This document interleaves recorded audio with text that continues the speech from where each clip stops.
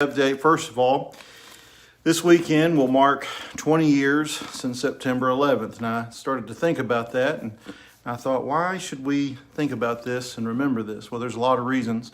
I read an article once about a gentleman who was proposing that we should tell our children those dark, scary stories, like the Hansel and Gretel type stuff, and we should do that because it helps them make world of the chaos, make sense of the world around them that is chaotic and there's not a lot of control.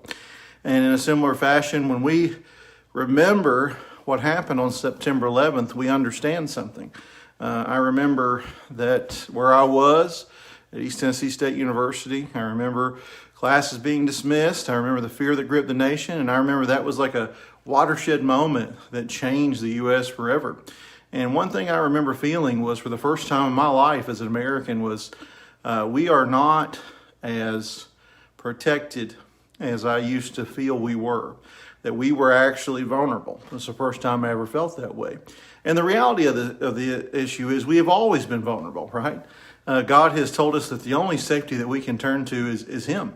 And when we think about these traumatic things that have happened, these traumatic experiences, it is not to thrust us into a world of discontentment and depression, but rather to remember where true safety comes from as believers. That's what we're called to do. One thing I do remember that stands out to me as well about that weekend, that week that it happened, because September 11th was during a weekday, was the attitude that the people had the day after.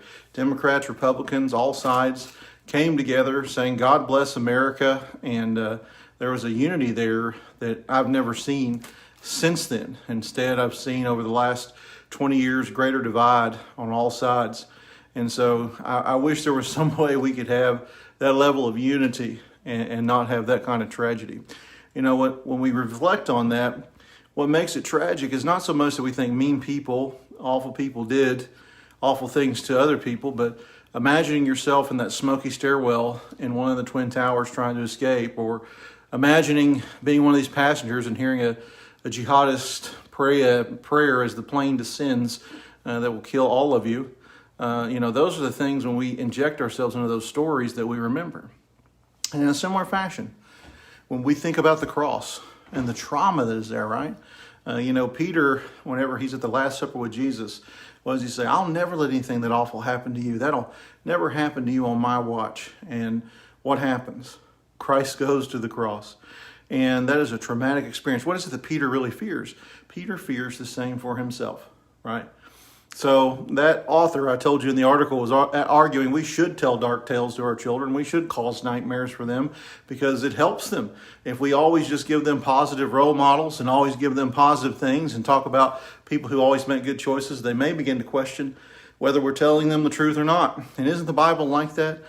The Bible gives us so many examples of people who do well, people who don't do well. And we can see the consequences, and it helps us make sense of the world that is around us. So the only true safety we can have is in the cross of Jesus Christ and in the gospel.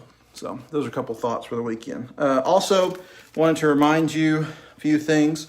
We're doing the golden offering and starting the week of prayer this week from the 12th to the 19th. Goal $1,700. That helps support missions all across the U.S. Women's Bible Study will start back on the 19th at 9 a.m. Sunday nights will be kicking back off this week.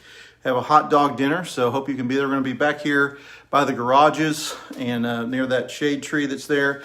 Hot dogs, we'll sing a few hymns, we'll have a quick devotion, and we'll have a lot of fellowship. It's going to be great, so look forward to seeing you there. We now, if you'll check your weekly email, you can sign up for an hour slot in Cover Bridge. If you can do more than an hour, sign up for more than an hour, back to back, sign up as families. We're going to have water bottles we're giving away, some pens, information about our church, and then a big push in that is going to be prayer. We're going to put on there, we'll have a thing where they can text in their prayer. We're going to set up a prayer wall back behind there, and just being willing to pray with people, engage them, and talk to them. And then also, if you ordered a t-shirt, they should be available starting next Wednesday. So you need to bring your money in and make sure you got those things paid for by this week. And that's all our announcements. Hope this was helpful, this reflection, and I hope you all have a great Sunday. Look forward to seeing you and preaching on valuing the right things. You know, if you want to read